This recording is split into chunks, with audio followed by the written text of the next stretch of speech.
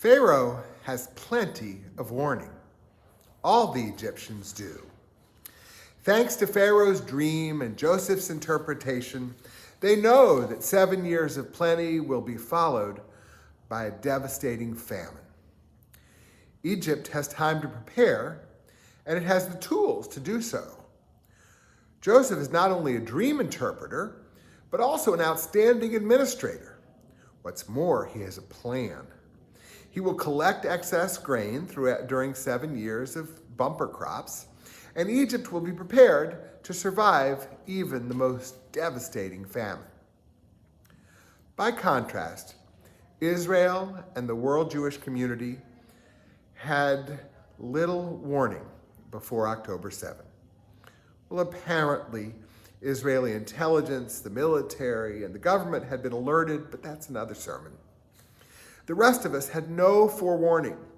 Civilians who became victims, ordinary soldiers in a few military bases near Gaza, Israeli reservists who would quickly be called into service, and the families of all of them, not to mention the entire population of Israel who would need to mobilize to sustain their society, and Jews throughout the world who would find ourselves suddenly needing to become an army of Israeli ambassadors abroad, all the while facing an unprecedented torrent of anti-Semitism.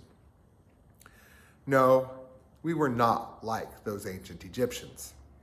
There was no Joseph to foretell the hard times we had coming. Nevertheless, we did have our stores of grain, sufficient to sustain us through challenging times.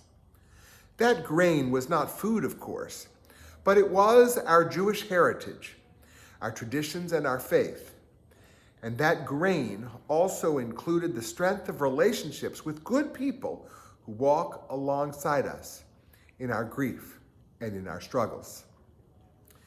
During this last week, we celebrated Hanukkah with gusto.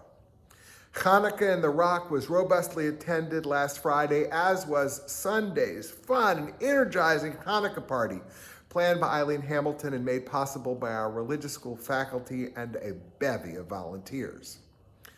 One could argue that we should not have celebrated so joyously. After all, Israelis are at war.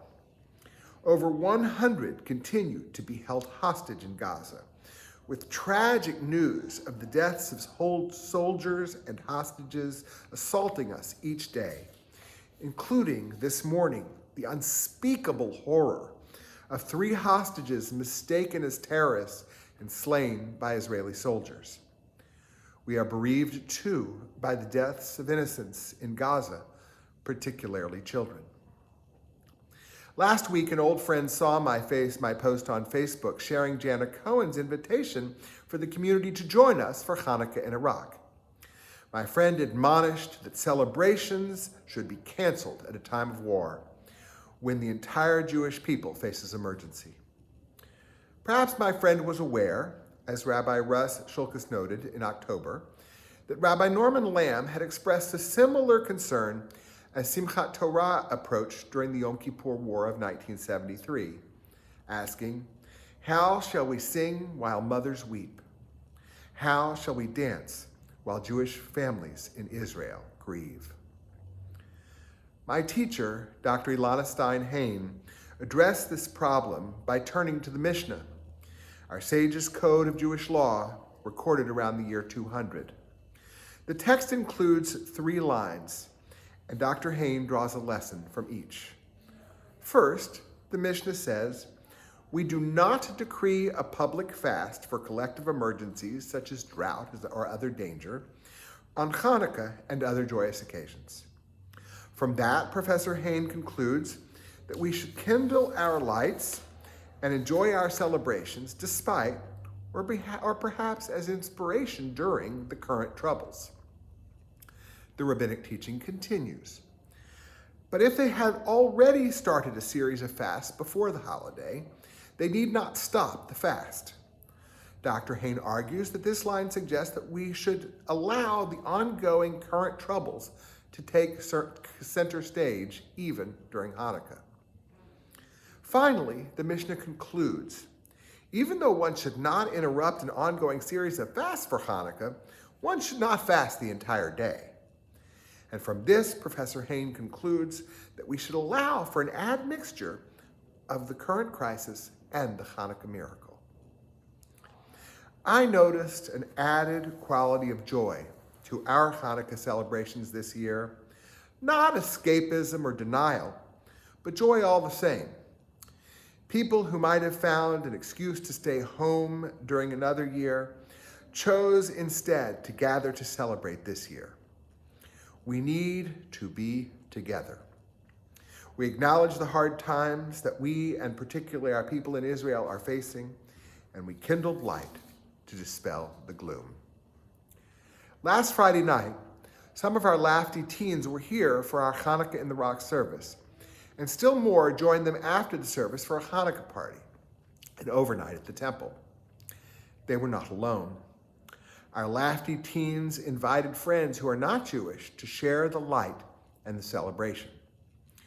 We are blessed with fantastic temple teens, so it's not surprising that their friends are also terrific.